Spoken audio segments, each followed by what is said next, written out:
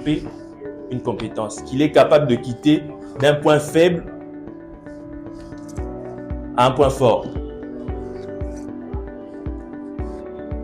Il est capable de prendre sa faiblesse à ramener en haut vers une force. Donc si tu étais dans un état d'esprit fixe où tu pensais que tu ne peux pas développer une capacité, que tu ne peux pas apprendre quelque chose, que tout est inné. Bon, il y a certaines choses qui sont innées quand même. Tu ne peux pas devenir Lionel Messi sur au lit. C'est pas possible. Voilà, toujours mon pas.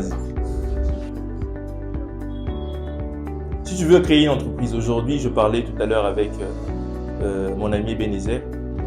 On est dans un pays, même dans le monde entier aujourd'hui, on est dans une période où on ne peut plus trop compter sur les emplois.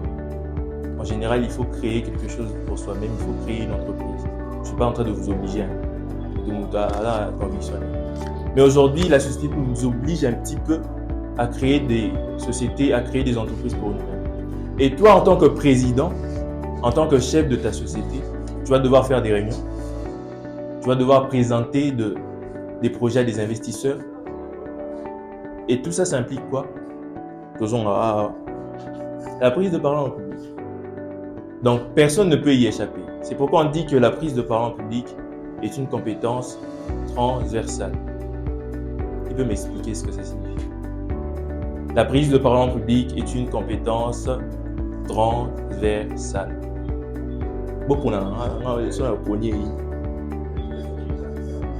Oui.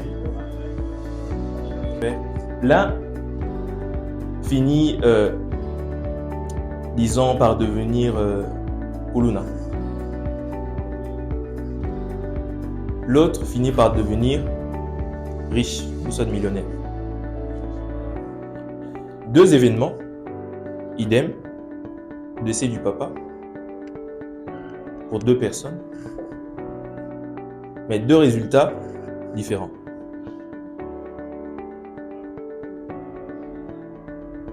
Deux personnes qui ont vécu le même événement, mais les résultats sont différents. Donc cette expérience a influencé l'un de manière négative, mais l'autre de manière positive. C'est pour montrer qu'on a le choix. L'expérience que tu vis, l'échec que tu vis, ça peut t'influencer de manière positive. Mais comme je le disais tout à l'heure, en général, ça nous influence de manière négative. Je vais vous raconter une histoire. Je disais tout à l'heure à mon ami Ebenezer. Tout à l'heure, je disais à mon ami Ebenezer que je vais vous raconter une histoire que j'ai vécue dernièrement.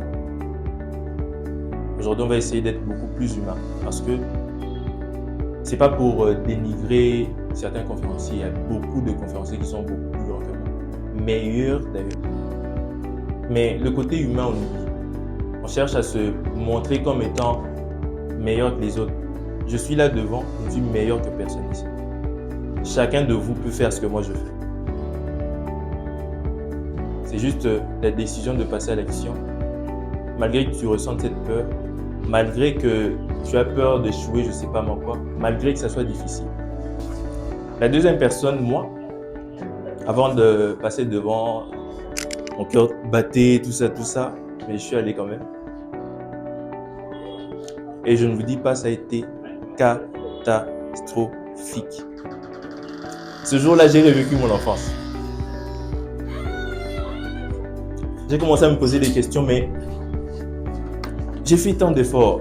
Sortir de ma zone de confort, prendre la parole dans des bus, faire des conférences, prendre la parole tout le temps, être le premier toujours à prendre la parole. Il y a ma petite sœur Bénédicte qui est là, elle pourra vous dire la chose, on est dans la même église.